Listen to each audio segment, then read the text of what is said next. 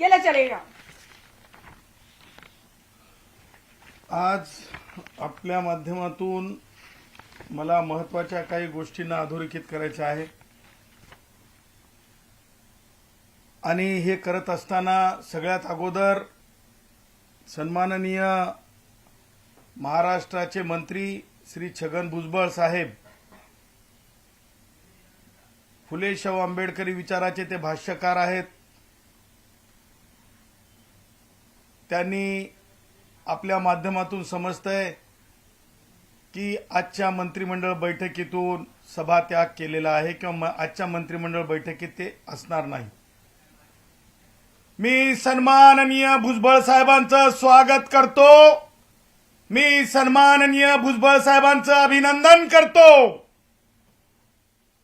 कालच ज्या प्रकारे मंत्रिमंडळातील मंत्री श्री राधाकृष्ण विखे पाटील आणि त्यांच्या सोबतच्या सवंगड्यांनी ज्या प्रकारे संविधानाला फ्रॉड होईल, संविधानाला फ्रॉड होईल, संविधानाचा फ्रॉड होईल अशा प्रकारचा एक शासन निर्णय काढण्याचं जे धाडस दाखवलं, तो धाडस म्हणजे फ्रॉड विथ द कॉन्स्टिट्यूशन आहे, फ्रॉड विथ द कॉन्स्टिट्यूशन आहे, फ्रॉड विथ द कॉन्स्टिट्यूशन आहे। आणि अशा कारणासाठी भुजबळ साहेबांनी लोकतांत्रिक मार्गाने आपला अत्यंत गंभीर असं म्हणजे शासनाला समजावं अशा प्रकारे आज त्यांनी उपस्थिती न राहण्याचं दर्शवणं हे संविधानिक गांभीर्याचं मोठं हे म्हणता येईल की त्यांनी गांभीर्य दाखवलं, संविधानिक गांभीर्य दाखवलं, संविधानिक मर्यादा दाखवल्या सरकारच्या त्या लोकांना ज्या म्हणजे उपसमितीमध्ये आहेत त्या पुढे जाऊन मला असं म्हणायचंय, किती जातीवादी झालोत आपण, किती जातीवादी झालोत। त्याचं कारण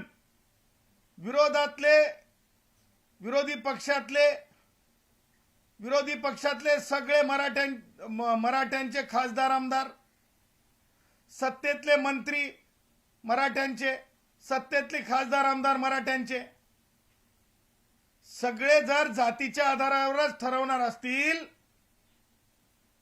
कुणाला त्या समित्यांमध्ये चर्चाही करायची किंवा नैसर्गिक न्यायानं दुसऱ्यांचं ऐकायचंही संधी नसेल तर भारताचं संविधान कशाला पाहिजे, भारताचं संविधानात कशाला पाहिजे, हे कास्ट स्क्रुटिनी मॅन्युअल कशाला पाहिजे। हे चित्र आहे, ही गरिबी आहे, हे माझ्या लोहार भावाचा त्रास आहे, हे माझा बंजारी भाऊ जे आहेत, माझे बंजारी भाऊ आहेत। कसा ऊस चाळल्याच्या नंतर, कशा ऊसाची मोळी बांधल्याच्या नंतर, कशी गाडी भरताना ऊसाची, रात्रीला कसा सरप चावतंय, रात्रीला कसं पान लागतंय, ह्या त्या दुःखाच्या रेषा आहेत, ह्या कपाळावर पडलेल्या आठी आहेत। ह्या वयापर्यंत काम करावं लागतंय, ह्या वयापर्यंत माझ्या कुंभार भावाला लीद आणून कालवावं लागती मातीमध्ये, त्याच्यातून मडकं गाडगं बनवावं लागतंय। आपण शी म्हणतो परंतु काम हे सोशल डिसेबिलिटी सोबत करावं लागतंय। माझा लोहार भाऊ, माझा घिसाडी भाऊ, हे सगळे जे माझे भाऊ आहेत, माझा कुणबी भाऊ, कोणते कुणबी आहेत हे तरी लक्षात ठेवा। कुणबीचा अर्थ डिक्शनरी मिनिंग काय, कुणबीचा डिक्शनरी मिनिंग शेती करणे। मग ब्राह्मण माणूस जर शेती करत असेल तर त्या काळामध्ये शेतकऱ्याला कुणबी म्हणलं जायचं, बौद्ध माणूस शेती करत असेल तर महार म्हणून, कुणबी म्हणून तो शेतीशी संबंधित आहे। मागासले पण कोणतं आहे कुणब्यांमधलं, त्या सुद्धा जाती, खेडुले कुणबी असतील, तिरळे कुणबी असतील, हे कुणबी सुद्धा निश्चित आहे केलेले मागासलेपणाचे। परंतु ती भूमिकाच पूर्ण आपण बदलून टाकली। आपण काय करायला निघालात, आपण संविधानाचे 3-13 वाजवायची हिम्मत एकत्रित येऊन करण्याचे काही कारण नाही। मुख्यमंत्री महोदय ब्राह्मण समाजाचे आहेत, मुख्यमंत्री महोदय ब्राह्मण समाजाचे आहेत, मुख्यमंत्री महोदय ब्राह्मण समाजाचे आहेत, घेरू नका. आम्हाला माहिती आहे शिंदे साहेब, सन्माननीय उपमुख्यमंत्री महोदय, आपण दरेगावला नेहमीच जात असता जेव्हा आपल्या डोक्यावर ताण पडतंय. परंतु आपण दरेगावाला जाऊन ओबीसींची वाट लागावी असं आपल्यामधून कधीच अपेक्षित नाही, कधीच अपेक्षित राहणार नाही. मी सन्माननीय उपमुख्यमंत्री एकनाथरावजी शिंदे साहेबांना आवाहन करतो, कालचा शासन निर्णय हा अल्ट्रा व्हायरस आहे, हा व्हायरस आहे, हा व्हायरस आहे. तुम्ही आज चालू असलेल्या बैठकीमध्ये शिंदे साहेब हा शासन निर्णय मागे घ्यायला सांगा. या निर्णयातून मराठा भावांचा काहीच फायदा होणार नाही, परंतु या निर्णयामुळे दोन समाजाची तेढ निर्माण होण्याची वेळ आलेली आहे. मला सांगा शिंदे साहेब, सामाजिक मागासलेपण जे मी आता माझे भाऊ सांगितले, आज माझा गोसावी भाऊ असेल, माझा कुडमुड्या दोषी ब्राह्मण असेल भटकंती करणारा, त्याचबरोबर माझे इतर भाऊ असतील, या सगळ्या मागासलेल्या ओबीसींवर आपण कुऱ्हाडीनं कट कट कट त्यांचे हक्क तोडायचे का? कुऱ्हाडीनं कट कट कट आरा मशीन मध्ये टाकून जसं लाकूड कापतो तसं कापायचं का? लाकूड कापतो तसं कापायचं का? खाटकासारखं यांना तोडायचं का? भारतरत्न डॉक्टर बाबासाहेब आंबेडकरांनी हा स्पेस निर्माण करून दिला. हा स्पेस शिंदे साहेब आणि राधाकृष्ण विखे पाटील, तुम्हाला मला सांगायचंय, राधाकृष्ण विखे पाटील, तुम्ही 8व्या मंत्रालयामध्ये तुम्ही मला 1 महिन्या अगोदर किंवा मागे काही आठवड्यां अगोदर भेटला होतात, तेव्हा मी तुम्हाला बोललो होतो की तुम्ही महसूल मंत्री असताना मागासवर्गीयांना अंत्यसंस्कार करण्यासाठी स्मशानभूमी सुद्धा तुम्ही दिलेली नव्हती. गायरान जमिनी सुद्धा नावावर पूर्ण होऊ शकल्या नव्हत्या. अशी तुमची महान कीर्ती आहे मागासलेपणाच्या लोकांसाठी. आणि त्यातले त्यात आम्ही तुम्हाला परवा आव्हान केलं होतं, राधाकृष्ण विखे पाटील, की ओबीसींना आम्ही विरोधक म्हणून आम्हाला बोला. नैसर्गिक न्याय नाही का? जातीवाद आहे का? ओबीसींना बोलू नये का? सन्माननीय धनंजय मुंडेंना का बोलवलं नाही? सन्माननीय बावनकुळे साहेब का नाही सोबत तुमच्या? प्रश्न विचारले जातील.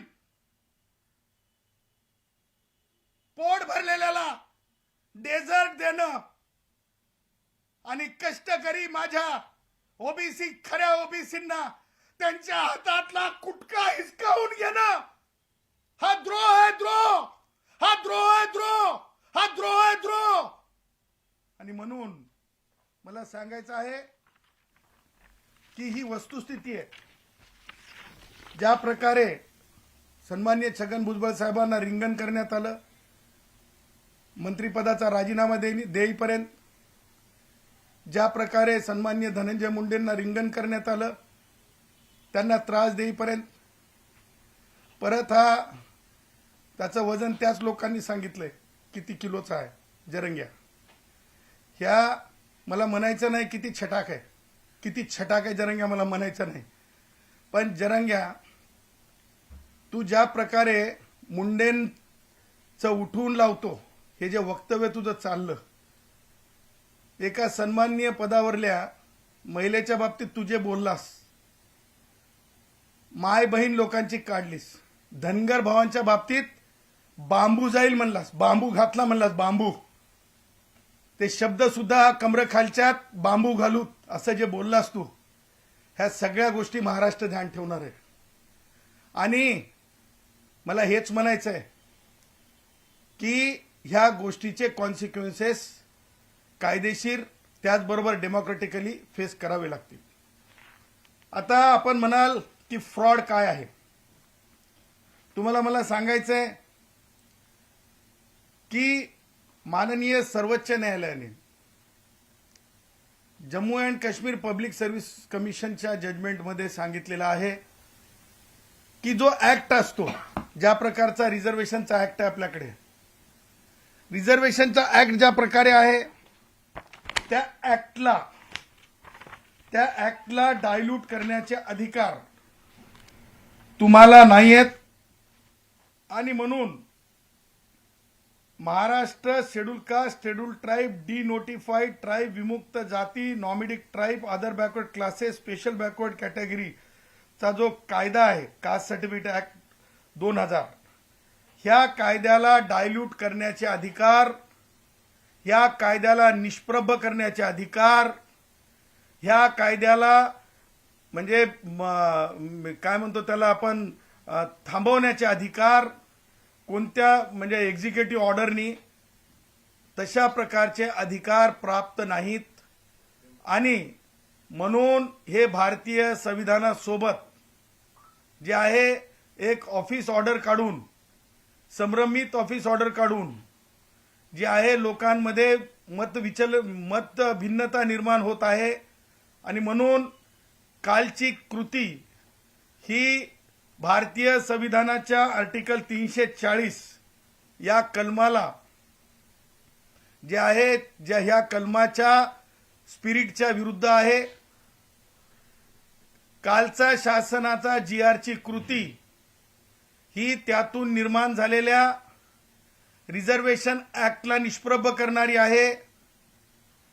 कालच्या GRची कृती ही त्या रिझर्वेशन ऍक्ट 2000च्या आधारे कास्ट सर्टिफिकेटच्या संदर्भातले रूल्स जे 2003 कॉन्टम्प्लेट झाले त्या रूलवर म्हणजे एक घाला आहे, त्या रूलला बेकायदेशीर ठरवण्याची प्रक्रिया आहे. त्याचबरोबर भारतीय संविधानातील आर्टिकल 340 ला म्हणजे एका प्रकारे सन्माननीय माजी न्यायमूर्ती संदीप शिंदे हे मागास आयोग नाहीत, सन्माननीय माजी काय आपले सन्माननीय माजी हे न्यायमूर्ती सन्माननीय शिंदे हे जे आहेत हे कोणत्याही प्रकारे मागास आयोग नव्हते आणि त्यामुळे त्यांना शिफारस करण्याचाच मुळात अधिकार नाही. त्यांना शिफारसच करण्याचा मुळात अधिकार नाही, कारण मागास आयोगच शिफारस करू शकते आणि त्यामुळं संदीप शिंदे न्यायमूर्ती निवृत्त